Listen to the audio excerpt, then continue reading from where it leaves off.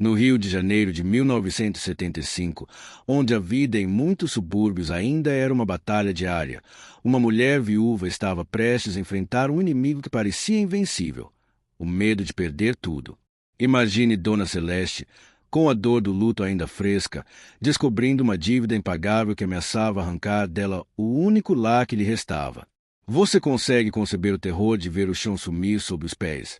E como, em meio ao desespero mais profundo, um ato de fé inabalável pode desafiar o impossível e reescrever um destino. Parece um enredo de novela, mas essa história, com sua reviravolta de fé e compaixão, aconteceu há quase 50 anos, marcada pela providência divina no subúrbio carioca. Antes que essa jornada de coragem nos leve pelas ruas de paralelepípedos e pelos corações resilientes do Rio, já se inscreve no canal e deixa seu like, porque o final dessa história é a prova irrefutável de que, com Deus, o impossível se curva diante da fé. E me conta aqui nos comentários, qual foi o maior medo que você já venceu pela fé? Vou adorar saber como a esperança pode nos fortalecer. Essa história se desenrola nas ruas aconchegantes, por vezes desafiadoras do subúrbio de Padre Miguel, no Rio de Janeiro, em 1975. Era uma época de grandes mudanças no Brasil, com a televisão colorida chegando aos lares, as novelas da Globo cativando o país e a efervescência cultural dominando a Zona Sul. Mas, nos subúrbios, a vida seguia um ritmo diferente, mais lento, mais comunitário, mas também com suas próprias batalhas. No meio dessa realidade, vivia Celeste. Ela tinha 48 anos, mas a vida já havia esculpido marcas profundas em seu rosto gentil, um mapa de alegrias e dores. Seus olhos castanhos, que um dia brilharam com a intensidade de um grande amor, agora carregavam a melancolia de uma perda recente. Há 6 meses, seu amado marido, José, um eletricista que alegrava a todos com seu bom humor, havia partido inesperadamente, vítima de um acidente de trabalho. Celeste e José não tinham filhos, mas a casa onde moravam, na Rua do Sossego, ironicamente batizada para uma rua que nunca parecia ter paz, era o lar que construíram juntos. Uma casa simples, com um pequeno quintal florido, onde ela cultivava suas roseiras e onde as lembranças do marido ainda pairavam no ar. A fé de Celeste era o que a mantinha de pé. Desde menina, ela frequentava a pequena igreja de São Miguel Arcanjo, a poucos quarteirões de sua casa. O rosário em suas mãos era uma extensão de sua alma, e as orações eram seu refúgio, seu diálogo constante com Deus, especialmente agora que a solidão se tornará sua companheira mais assídua. A vida de viúva era dura, a viuvez era uma ferida aberta. Celeste recebia uma pequena pensão, mal suficiente para cobrir as despesas básicas da casa, a comida e os remédios. Ela complementava a renda fazendo doces e salgados para vender na vizinhança, um talento que José sempre elogiou. Mas, um dia, a paz precária de sua vida foi brutalmente interrompida. Uma carta, com o timbre de um banco da cidade, chegou em sua caixa de correio. As letras miúdas no papel amarelado pareciam dançar diante de seus olhos, mas uma palavra se destacava como um raio: dívida. Era uma dívida antiga de José, um empréstimo que ele havia feito anos atrás para um amigo necessitado, sem contar a Celeste. O amigo, infelizmente, havia desaparecido sem pagar, e José, em sua bondade, não quis cobrar, assumindo a responsabilidade. Agora, com a morte dele, o banco exigiu o pagamento imediato, ou a casa, a única coisa material que Celeste tinha de seu marido, seria tomada. O valor era assombroso, 10.000 cruzeiros, uma fortuna para ela. Suas economias não chegavam a 1.000 cruzeiros. O desespero a dominou como uma onda gelada, sufocante. A Rua do Sossego parecia agora zombar de sua angústia. Para onde iria? Como poderia reconstruir sua vida sem o alicerce de seu lar e de suas memórias? Celeste passou dias em agonia. Suas noites eram um tormento sem sono. Ela procurou o gerente do banco, tentou negociar, explicar a situação, mas encontrou apenas a frieza implacável do sistema. A lei estava do lado do banco e o prazo para o pagamento se aproximava perigosamente. A fé de Celeste, que sempre foi um rochedo, começou a vacilar. Ela orava, chorava, pedia a Deus por um sinal, por uma solução. As promessas se sucediam, mas o silêncio parecia ser a única resposta. Senhor, ela sussurrava, ajoelhada ao lado da cama vazia de José, o rosário apertado entre os dedos trêmulos. Porque agora, porque me tiras o que me resta? Não me abandones neste deserto. Cada dia que passava, o medo aumentava. O medo de ficar na rua, o medo da solidão total, o medo de perder as últimas lembranças de José. Ela sentia que estava falhando com ele, com a casa que ele tanto amava. A esperança se esvaía como areia entre os dedos. A comunidade de Padre Miguel, tão solidária em outras épocas, não tinha recursos para ajudá-la com um montante tão elevado. Ela estava sozinha, completamente sozinha diante daquele abismo financeiro. Foi uma manhã de quarta-feira, com o sol carioca começando a aquecer a cidade, que Celeste, exausta e sem dormir, tomou uma decisão drástica. Não via mais sentido em lutar. Iria aceitar o destino, entregaria as chaves da casa. Mas antes, precisava de um último consolo, uma última oração na igreja. Ao chegar à igreja de São Miguel Arcanjo, o portão estava trancado. Ela estranhou.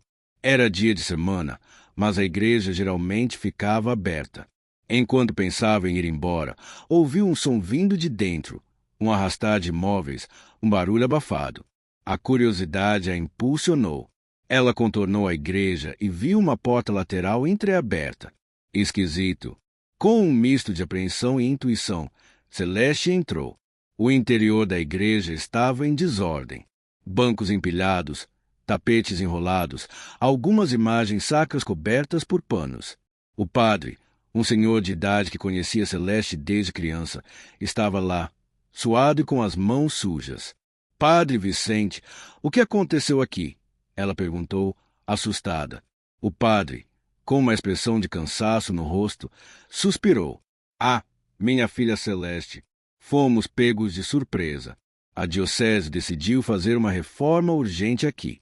Teremos que fechar a igreja por um mês. E, para isso, precisamos esvaziar tudo, transportar os objetos de valor para uma capela temporária no centro. Mas a empresa de transporte nos deixou na mão de última hora. Não conseguimos ninguém para ajudar, e a reforma precisa começar amanhã. Celeste sentiu um arrepio. Uma ideia, um pensamento insólito, brotou em sua mente.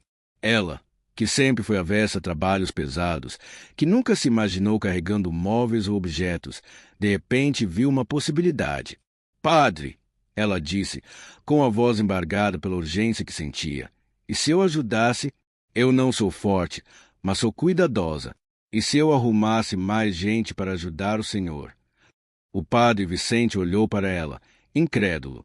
Você, Celeste, com todo respeito, minha filha, mas é um trabalho pesado demais. E mesmo que você trouxesse ajuda, eu não tenho como pagar a ninguém agora. Celeste respirou fundo. Era agora ou nunca. Padre, eu não peço pagamento. Peço apenas um favor. Se conseguirmos esvaziar a igreja hoje, o Senhor poderia me ajudar com algo em troca, não em dinheiro, mas com um testemunho, uma palavra que seja. O padre, vendo a determinação nos olhos da viúva, concordou, intrigado. Celeste saiu correndo da igreja, com uma energia que ela não sentia há meses. Ela correu pela Rua do Sossego, bateu nas portas dos vizinhos, contou a situação da igreja, apelou para a fé e para a solidariedade da comunidade. E, para sua surpresa, a resposta foi imediata e calorosa. Em questão de horas, um grupo de homens e mulheres do subúrbio, todos fiéis à igreja de São Miguel Arcanjo, estavam lá, prontos para ajudar. Eles empilharam bancos, carregaram imagens com cuidado, enrolaram tapetes. A igreja, que parecia um fardo pesado, transformou-se em um formigueiro de gente trabalhando em união.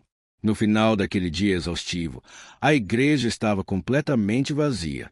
Os objetos de valor, embalados e protegidos, aguardavam o transporte que o padre Vicente conseguiu arrumar de última hora. Celeste, com os músculos doloridos, mas o coração leve, sentiu uma paz que há muito tempo não experimentava.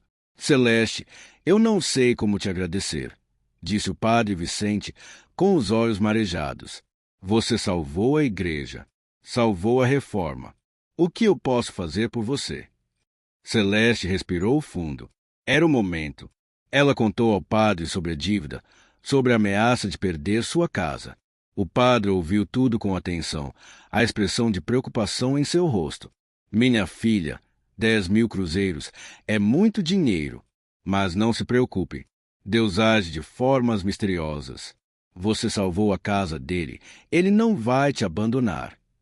Naquele momento, não havia uma solução concreta, mas a palavra de fé do padre reacendeu a chama da esperança no coração de Celeste. O medo não havia desaparecido completamente, mas agora tinha a companhia da fé. No dia seguinte, o padre Vicente fez algo inesperado.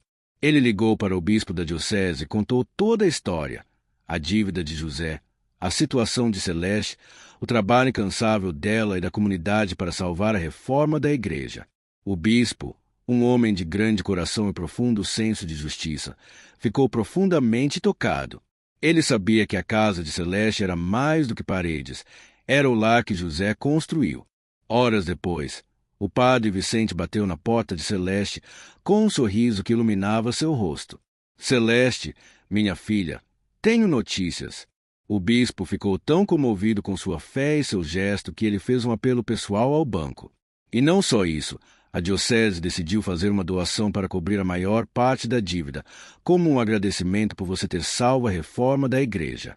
O banco aceitou o acordo.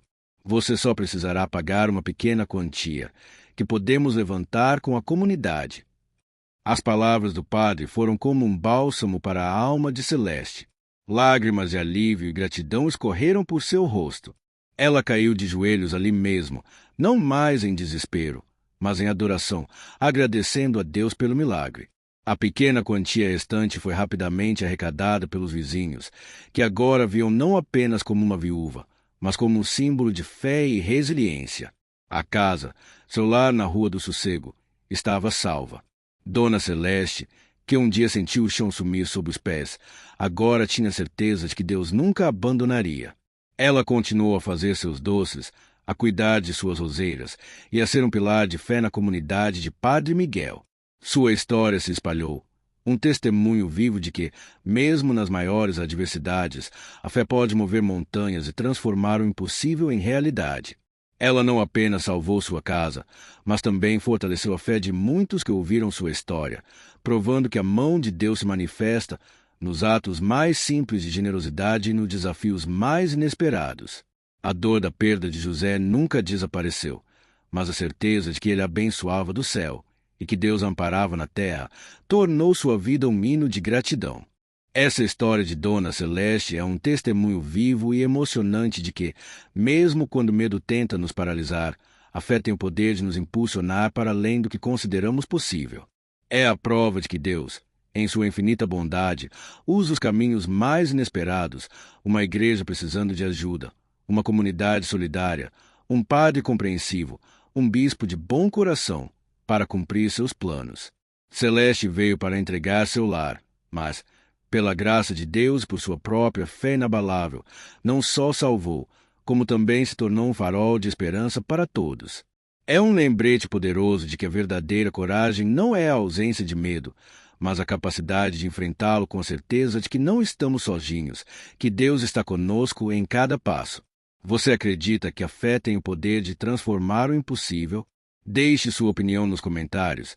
Eu vou adorar saber o que você pensa e quais suas próprias experiências de fé.